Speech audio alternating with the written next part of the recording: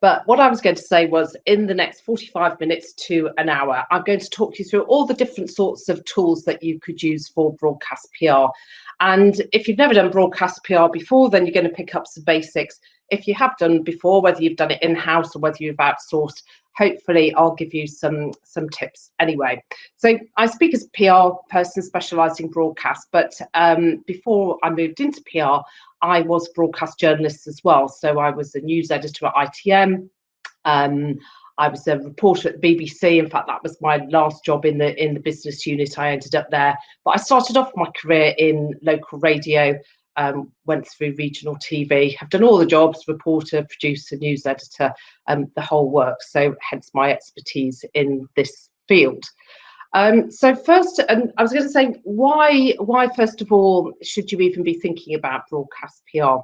Well, I am going to say it's good, aren't I? Because this is my field, but I can tell you it's got these massive audience reach. It's hugely influential. So something like the Today programme, we always say Radio 4's Today programme sets the agenda for the day for all other news mediums too.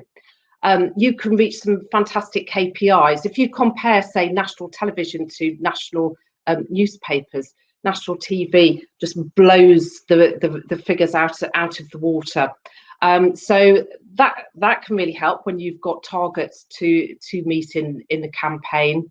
And it's a way to make money, isn't it, for a lot of PR agencies? Even if you outsource, we try to sort of mark things at a price that you can mark up so that you can make some money too. And probably the most abstract thing, which is, we say that broadcast PR is the icing on the cake, and I would say radio is always really loved, but TV probably is the cherry on the icing of that cake too. So I'm mainly going to talk about radio, then television, and then have a quick whiz through some other things, including video production, podcast production, which is ever popular. Even in coronavirus times, we can still produce podcasts, and media training too. So I am sorry that you're going to be looking at me for the whole time instead of my PowerPoint, but I will make, if you contact us, my colleague Faye, Fay, at shoutcommunications.co.uk, she will happily and apologetically send through the presentation, and she'll just say I'm really hopeless at text, so I do apologise. So looking at radio first of all, well, I think radio is the medium where, if you want to know whether what's happening, if you want some information, radio is very often that first place that people turn to for information. So it's quick, it's easy to tune in, easy to swap stations. From a PR point of view, it's one of those things that we can more or less guarantee the outcome. In fact, we do guarantee, when it's radio day, we would generally guarantee a minimum of 10 to 12 opportunities on radio. And if we didn't get that, and that would be really, really rare, we would reduce our fee accordingly. If we get a lot more, which we generally do, the price stays the same. So we say that's guaranteed coverage. We generally hope to get 1 to 2 national opportunities. We can't guarantee that, just because there's fewer national opportunities. It just takes a really busy news agenda like we have at the moment. And yes, that makes it, you know what you're going to get. Because when we approach clients with the prospect of broadcast PR, they sometimes have reservations. Everybody thinks it's this really fantastic thing, but they're sometimes scared. They perceive it to be this really expensive service, and what are they going to get for their money? So I think to be able to say things like you can guarantee the coverage with radio, I think really helps reassure clients, particularly the ones holding the budget strings. And so they know before you've even started what you're going to get. And we will position ourselves with television too, so that we'll say it's per opportunity if it's off the back of a radio day. And if it's just TV alone, we could say, okay, there's a package, we're confident in this story, we think it's got all the ingredients to make a good TV story, in which case we will guarantee a minimum of, say, 2 to 3 national opportunities. Or if we think it's a weaker story, we might say, okay, a flat fee for selling in and one opportunity, and then pay per opportunity after that. So I think when clients say, oh, I'm not sure about broadcast, that's one really reassuring thing. The second thing that I think clients are scared of is just doing the interviews themselves. They feel when it's print, it's safer, it's a written quote, or it's a chat over the phone, even face to face. It just seems like a really conversational thing. Whereas there is a certain fear that's attached to radio and television interviews. I think Jeremy Paxman in his time probably did the industry a terrible disservice, that everybody thinks when it's broadcast PR that they're going to get a grilling. And besides that just not being the case, and actually what journalists want is good content. So when you're a journalist and you're interviewing somebody, you're actually really trying to help them come up with the good answers. But these days we would say media training. If you've got a client that's worried that they're not fully confident in their abilities, and I think few of us are born as natural broadcasters, as I'm ably demonstrating now, but media training can really help. And I think these days there's an expectation from broadcasters that brand corporate spokespeople will be really polished. And so I think media training can work on two levels. One, giving the confidence, and so that a spokesperson can try out their key messages, but also to give that polished performance where somebody's going to feel confident enough to please the journalist. The other fallback, I think, is third-party spokespeople. So if you've got a third-party spokesperson, then actually your scaredy corporate spokesperson doesn't have to do anything, because you could have a third party who's appropriate to the story, be it a celebrity or perhaps an academic, a psychologist. We use all sorts of these people week in, week out to support different brands. So I've gone slightly off piece, but you're going to have to forgive me as I don't have my PowerPoint here. But probably to sort of move on to radio in a little bit more detail. So one of the things that we said in our blurb about this webinar was we're going to tell you some of the questions that clients or your boss are likely to ask you as regards to broadcast PR campaign, as well as some of the answers. So they're saying, well, radio PR, you know, if you outsource it, 3,500, that's what we would charge for a radio day. How does it work? And so the answer to this is, at a top level, we will guarantee you a minimum of 10 to 12 opportunities across BBC and commercial radio stations. We'll target national stations, and that will depend a little bit on what the story is. Whilst we're always willing to give it a go, sometimes there are some stories that are much more appropriate to one station than another. So, for example, we're not going to offer, I don't know, somebody from Made in Chelsea to the Today programme, because we're going to have to speak to the Today programme tomorrow as well, and we don't want to look really ridiculous. But at the start, we would say, what is it that you want to achieve? So who's the audience? Because if you say to me, it's a thing about holiday insurance for older people, so we want to target the over 50s, we'd then be thinking, well, that sort of story is not going to work for perhaps some of the larger commercial stations, which tend to be very music based and do less talk. When they do the news, they're quite often getting the news syndicated from Sky, or if they do any of their own clips, then they're going to be very, very short clips, little sound bites, 15, 20 seconds. So a story like that isn't going to appeal to their audiences, which are much younger. But BBC regional station, for example, they're targeting people 45 and up. And we would think that a story along the lines of older people going on holiday, well, not that that's a good one for pandemic times, but let's project ourselves into the future. That would be a sort of chatty story that would fit mid-mornings on the BBC. So BBC regional stations, if it's a newsy story, they're more likely to get a pickup for breakfast, get slightly less airtime for a breakfast show, but bigger audiences. But mid-mornings, the audience is just slightly less, but you do get longer interviews. So they can quite often be live interviews.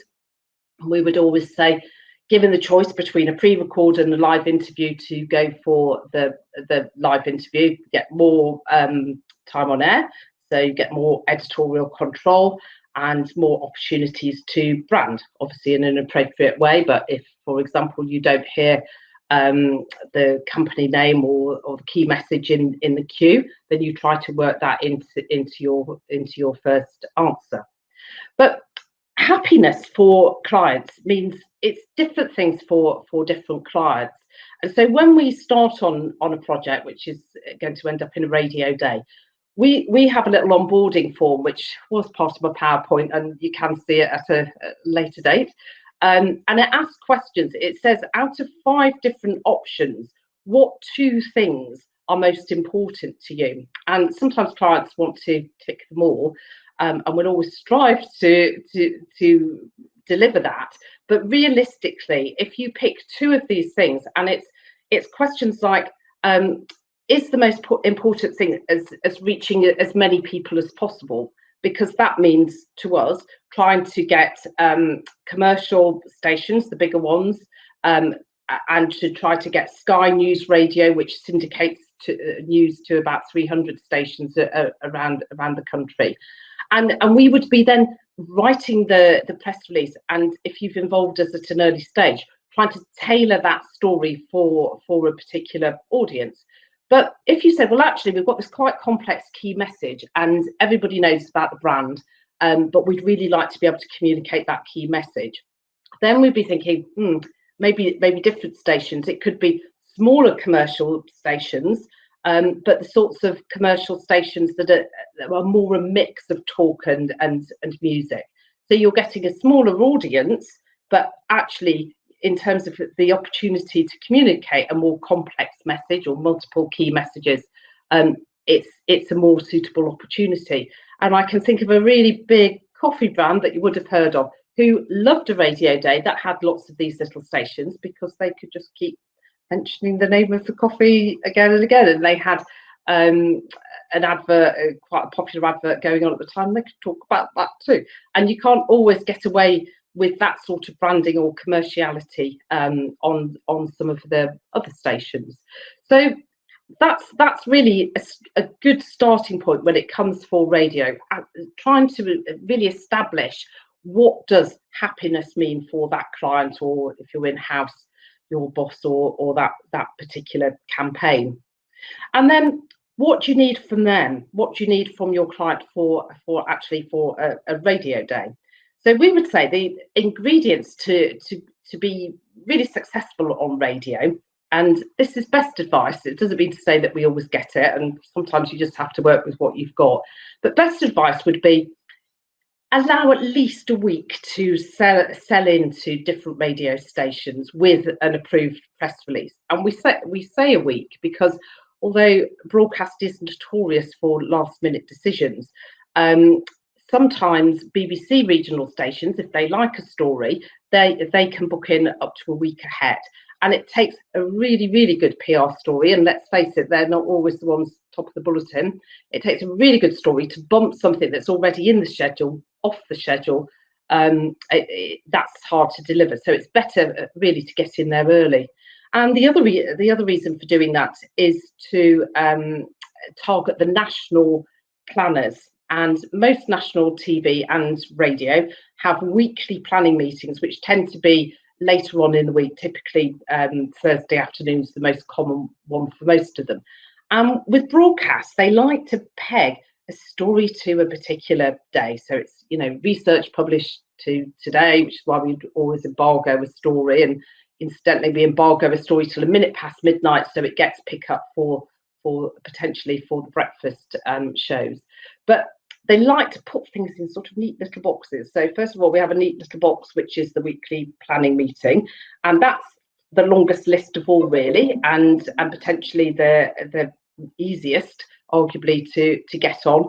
And then your story's there. It's sort of safe. It doesn't mean there's no guarantee it's going to be used, but it means it might be considered. And then there will be planning meetings the day before, which are really influential, before a decision is made on the actual day. So it's just getting in there early, really. And it's having faith. So the best and most successful campaigns are when we've written a broadcast release like a radio cue. So quite often we work in alongside either an in-house team or a PR agency who is selling into print, and we see their press release and it's reams and reams and reams, 5 or 6 pages sometimes, and we will cut that down to just a page, and well, less than a page really. The page will include the boilerplate at the end too, and it's doing things that a broadcast journalist, a radio journalist would have done themselves as well. So it's a little title at the top, which is never going to be broadcast. That's just a headline to attract attention. But the very first sentence is the most important sentence that you should ever write in a release. So it should sum up a story in that one sentence. And when I say one sentence, a line and a half at the most. If it takes longer than that to sum up the top line of the sentence, we would say your story is not quite broadcast ready. And a sign of success is when you've got a radio day and you're hearing lots of live interviews back to back, and you hear the same cue coming repeated again and again because they haven't changed it. So you have that top line, then expanding on the story. So it's sort of like a upside down triangle is how I always think it. It's the overall theme, then a little bit of detail, and then you expand out again with the practicalities. So who's the spokesperson when they're available. Availability is an important thing, and best advice is for the spokesperson, if they possibly can, to be available the day before the story, just in case somebody like Sky Radio wants to do a pre-record, which they would embargo. I think broadcasters are pretty good at keeping to their word on an embargo, and then they would release it 5 o'clock the next morning in time for the breakfast shows. So that's how that one works. And so in terms of saying what should a spokesperson or what should a client expect, probably an early start, sometimes as early as 7, sometimes for nationals even slightly earlier than that. And most PR broadcast interviews are generally finished by about lunchtime. We call it a radio day, but really it's a radio morning. And that's because as the day goes on and there's more competition for organic news stories as the day progresses, the PR stories get squeezed out. So hence the trying to get people up and in early. On the day then to come along to a studio when studios are open, or as with now to be up and ready and buy your WhatsApp or audio Facebook audio or landline, probably in that order really. That's the preference from the broadcasters. And so we would still produce a session even working remotely. So your client would be told this is the schedule, that this is the first interview, it's live, or this is he's really interested in cars or animals or whatever. So we'll give you a little bit of background information, flag up any statistics if it's a research story, so that you're all ready to go. And to expect really a combination of live and pre-recorded interviews. Given the choice, we always say go for the live, but you're probably going to end up with a little mix. So that's radio. I hope I haven't forgotten anything there. I'll weave it into TV if something comes to mind. But talking about TV, so you're asking initially the very similar questions to the ones that you would have asked in connection with radio. So what are you trying to achieve? Who's your audience? So broadcast is broad by name, isn't it, and broad by nature. And TV has, as I've said, the biggest possible audiences of all mediums. But even within that, you can compartmentalize some of the audiences. So I think perhaps GMB is a good example of this. GMB is predominantly female. They tend to be between the ages of 25 and 45. Therefore, there's a strong likelihood that they might have young children. And why does all that matter? Because the sorts of stories they want are going to be connected to that demographic, The sorts of case studies they want are also going to have to fit into that audience, because really, as an audience, we are quite selfish, aren't we? We find something quite often more interesting if it's something that we can relate to ourselves. So 70 plus man, not going to work for GMB, but BBC with its wider demographic would be a bit kinder.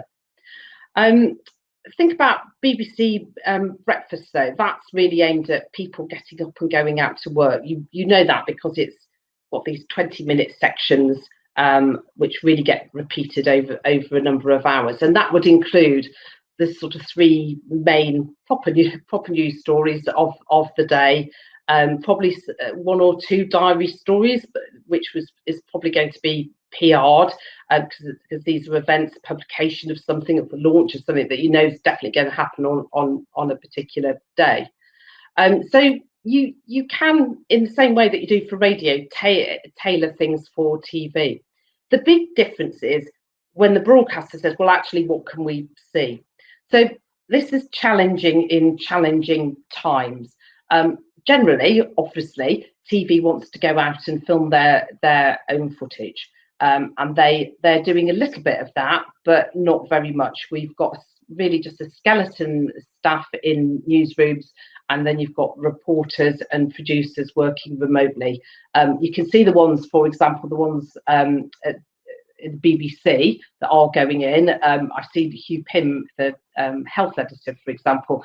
I've seen him sitting in this same table.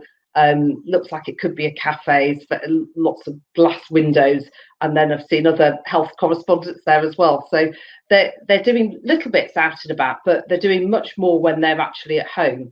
And in terms of filming, really, they're only going to send out a crew if it's a really big story or an unusual story where actually there's no pictures, or you couldn't just have a live interview in order to cover the story. So what can you do now? Well, you can think, has the client got any B-roll? B-roll, we would define B-roll as 6 to 8 minutes of roughly edited footage that people like us, other agencies, sometimes in-house too, would film on behalf of a client in order to illustrate a specific story. And it generally is a specific story because video production can be quite expensive and time consuming to do. Occasionally brands do have library footage which comes out every now and then, and I would say to you that if you've got a client thinking about television, to ask them what do they have in their library, because it's possible that even if they have produced B-roll in the past for specific stories, that we might be able to repurpose it to illustrate another story. We can do limited filming, so we can do stuff that the team can film at home or thereabouts. We can do little bits of filming outside or interviews outside, even possibly going into someone's house. We have had that situation, and what happened there was we went into film in a clean room. The person, the technical person, the videographer, would set the camera up. Then they would clean down the area again, leave the room, and then the person being interviewed would go in there as well. So it's a bit of a faff. It's time consuming, and it depends whether you think that B-roll would ever get used. But we've always said, and I've worked in PR now for nearly 20 years, and every B-roll that's followed our 2 golden rules for B-roll has got some sort of outing on UK television. And the 2 golden rules are: shoot your footage in a new style, so nothing too glossy, nothing too fancy. The camera doesn't move very much. If the camera panned, which is where it goes from one side to the other, that's because you're following something. You're not doing it just because it's an arty or a fancy shot. So it's got to look like something broadcasters would have done themselves, because sometimes they would use a bit of B-roll, but then they would chop it in, edit it in with some of their own footage too. And then the second golden rule is to show them something on the B-roll that they couldn't easily film for themselves. Well, over the years, this has got easier and easier as newsrooms cut back. It's never been easier to tricky logistically to fill, but it's never been easier to sort of fill that requirement than now, because it's anything that involves going into anybody else's premises or factory or office. Any of those things would probably be precluded for broadcasters at the moment. So I think about that, because what else can broadcasters film for that? The other thing to say to a client is about logistics as well. So have they just got one spokesperson? Could there possibly be two, just in case there's a clash between two broadcasters in our dreams, wanting to do an interview at the time? In non-pandemic times, we need that, because we really need somebody to go to Manchester quite often for BBC Breakfast, and then somebody else to be in London in order to do an interview with broadcasters that are London-based. One of the plus points about working remotely and doing broadcast PR at the moment is that logistically everything's much simpler. As long as that internet works, actually it's very easy to go from one Skype interview to another. And that brings me on to media training, because there is this expectation that our spokespeople are going to be really good and to perform. And of the characteristics that we consider to be that make up a good spokesperson, I would say the most important thing is to be willing and available. That always gets you that eagerness to do an interview, is generally appreciated by time-pushed journalists. To have an opinion. So television, it's as much about entertainment as it is about television news. Is as much about entertainment as it is about information and education. And so what broadcast news likes to do is really pitch people against each other. If you've got two spokespeople and they've both got the same opinion, that's quite dull. But if you've got somebody who's saying this is black, somebody saying it's white, and they're having a bit of an argument to justify their stance, that's much more interesting. That's much more entertaining, more engaging, and it's more likely to keep the audience watching on that channel and not flicking over to something else. And they've got to appear authoritative as well. So no matter what the subject, they've got to have that information and knowledge to hand, not to be overwhelmed with it. We always think 2 or 3 key statistics as part of the key messaging makes somebody come across as knowing what they're talking about. But I think the biggest favour that you could do to help a spokesperson at the moment is to get them to be really good at Skype interviews. And with that, I sometimes say, I'm not going to be practicing what I preach here. It's about thinking about the background, for example. So you want to have something neutral. There's got to be something in the background, because a blank wall is going to be too boring. You've got to be away from the window. Do you know what? I'm going to show you on my laptop. So if I went to this wall, which is just a plain wall. Gosh, that's dull, isn't it? That just looks like I'm in prison or something in a cell. So a blank wall is really awful. A bookcase isn't bad. Sometimes, depending on what your books are, that's not bad. You probably can't really read in too much detail what's there. You don't want anything too wacky. So if I'd come across here, for example, is that okay? Sort of okay, but looks anything with a mirror, and then you're thinking, oh yes, I can see the back of her head. I can see the mirror. It's just sort of dangerous. And then here with the window, you might think a lovely bright day. Oh, but look what happens.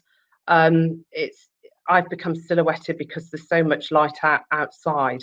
And so I thought about going outside. It's such a hot day, but in the end, I thought, no, there's builders next door, and there's kids want to come around the house, so I've locked myself in this rather warm front room.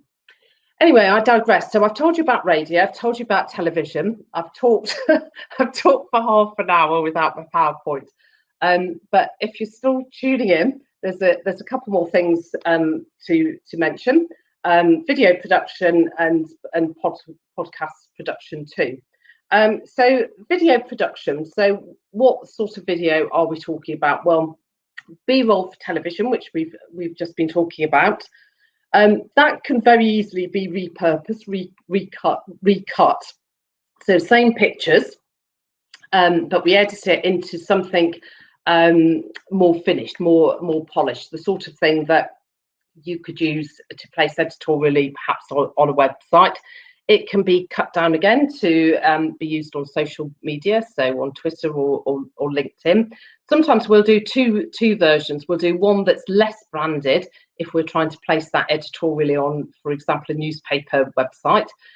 They won't want, they're a bit like television and radio. One or two little mentions is acceptable. That's part of the deal, isn't it?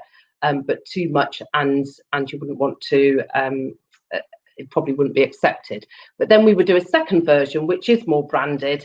And, you know, even on social media, it can't look like an advert because people won't watch it. But you could probably have perhaps a third branded mention as opposed to just two for more mainstream media. So I think that's quite good value for money then, because if you've gone out and you've shot one lot of footage and you've managed to repurpose it for several different outlets, then I think that's quite good. So I would say consider video. And what do you want from your client? Well, it depends really what you're filming and what you're trying to do with it. But an issue that we've learned from, I suppose, over the years is how much editorial control does the client want? So if you're trying to turn something around quickly, you know, say it was an event or something, and you're trying to get that footage out really quickly because there's deadlines for television. And television, if they're going to do a story, they're only going to do it on the day that it happens. So not to have too many chefs there looking at the video, maybe just one or two people to approve it.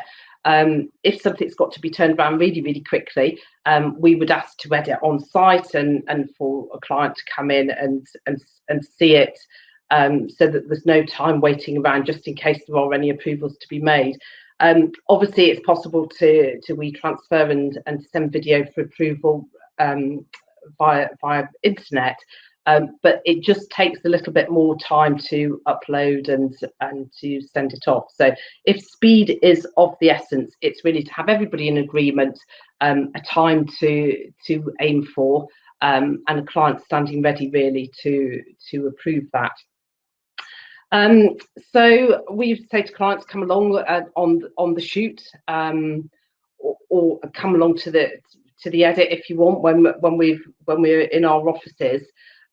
Or to really do things on paper beforehand. So we would do a storyboard. So that's really, say, it's like an edit on paper where it's a description of, so here's your video, this is what you're going to see, this is what you're going to hear, this is somebody who's going to be interviewed, and this is what they're probably going to say. So it's a sort of rough idea, so that if you're not there, if the client's not there to oversee all the footage, there's not going to be any surprises. They're going to have a pretty good idea that they've already signed off beforehand of what their video is going to be like.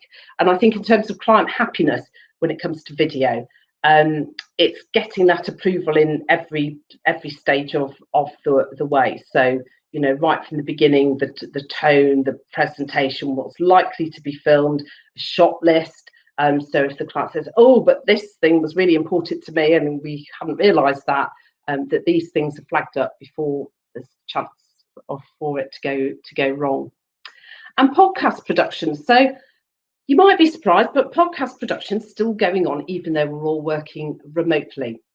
What we're doing with podcast production is we're doing it we need sort of two things to do it really. We record it on Zoom, so you can have multiple people taking part in a panel if you want, or just two people.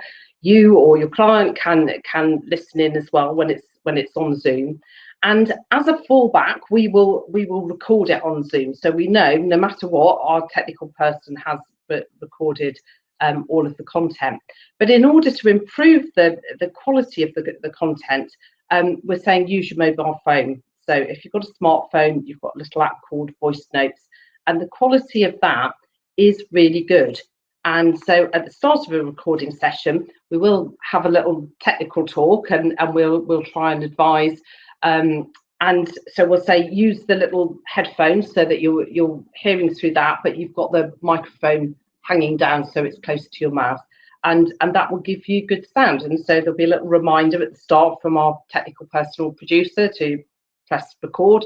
We'll press record on Zoom, and then at the end, all you client spokespeople have to do is send over the audio files, and then we edit it all together. So it's a little bit more editing our end, but it's not a big deal, and the end result is the same. So, considering I haven't got my PowerPoint, I think I've talked the talk. I wonder if anybody would like to ask a question on any of the things I've done. I must have missed out some stuff because I've only been talking for about 40 minutes, and really I was going to talk for an hour. I have some case studies actually, which I was going to share with you, but it's probably a bit pointless without having them all there. But if you've got any questions about anything to do with broadcast PR in the current circumstances, or after this is all over, then do fire away and I'll do my best to answer them. I think it's such a hot day. I think some people haven't made the webinar. I think they're outside with a cold drink, as I would like to be soon too. I'm really hot. So I don't think I'm going to get any questions. So all I can do is apologise that you've had to. Oh, hello. Thank you for this question. Any tips about how you'd go about pitching to broadcast radio producers? Well, in the current circumstances, it's quite difficult. Sometimes it's difficult anyway, but particularly difficult at the moment in that so many of them are working remotely at home. So probably email's the best way, because if you call the switchboards, you're only going to get the newsrooms direct. You're only going to get the skeleton teams who are brushed off their feet. So I would say probably email is the best way, or if you're not already linked in, trying to link in with them. And I would say that the stories that have worked best for us during these last couple of months have been stories that have had some sort of link to coronavirus. So that they're not about COVID-19, but they're about something that could be related to it. So, for example, we've done really well on health stories. So doing exercise at home was a really good one, or just tapped into Mental Health Week with a client this week. But it doesn't always have to be like that. So we had another story, which was, I think this was when Boris Johnson was still in intensive care. So it was a very busy news agenda, and we did a story about potholes. So it was the umbrella organisation that promotes tarmac. So you might have thought, God, how's that story going to get on? But I think there are certain stories that broadcasters just love, and the state of our roads was always one of those. So I think those quintessentially British type stories are still going well too. But I do think that really the news agenda is changing at the moment, and I think currently there's a bit of a sweet spot, because broadcasters are wanting to do other stories, but not that many brands have tapped into this. I feel it's a bit like Christmas, in that we're always saying to clients, Christmas is a really good time to do it because there's still lots of airtime to fill, but so many brands are just that don't have the spokespeople at that time. And I feel that now is a good time to do it too. So I think if your client's prepared for a bit of the roller coaster, because I think that sometimes the decisions are even more last minute in the current circumstances than they are at other times. I think there are lots of opportunities to do. But in general, I think it's thinking like a broadcast journalist. It's trying to write the top line as a broadcast journalist would write it. Keeping it chatty, and it's really just sort of making it as easy as you can for a broadcast journalist. I always think if you put all the ingredients on the plate, then they're much more likely to take it. So some things might seem really obvious, but for example, spokespeople who are available. We had one the other day. We didn't think to say, and is he in the UK? And it turned out he was in Greece. So somebody who's in the UK and who's willing and available.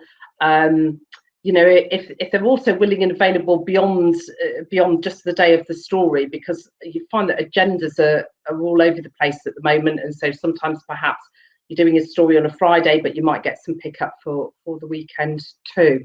So I would say it's like sort of business as usual, but trying to tap into coronavirus if you can in a positive way. Light-hearted stories as well, because it is such a heavy news agenda. Light-hearted stories go down well too. So I think give it a go, because you know your client or your boss is going to be really happy if you get the results. So thank you for that question. Any more questions, any more thoughts? And if you would like the PowerPoint, it probably is, I probably have missed out some things from the PowerPoint. So if you would like the PowerPoint, do let my colleague Faye know. So she's Faye, F-A-Y, at shoutcommunications.co.uk. So if nobody else has got anything to say, I would say that you all deserve a nice cold drink and an early out. And thank you very much for joining us on this hot day. And do join us again. We're trying to do these webinars every 2 weeks. They're in lieu of the workshops that we used to run at our offices and studio in Bloomsbury. We've got slightly out of sync this at the moment, so we've got this one this week and we've got another one next week as well. We try to mix the topics up. There is one that we've been running that has been specifically about coronavirus. We've got one on podcast coming up. I think we've got one on the perfect spokesperson. There's lots. So have a look at our website. They're all there under workshops. So it's www.shoutcommunications with an S on the end .co.uk. But otherwise, thanks very much for joining me, and see you again. Bye.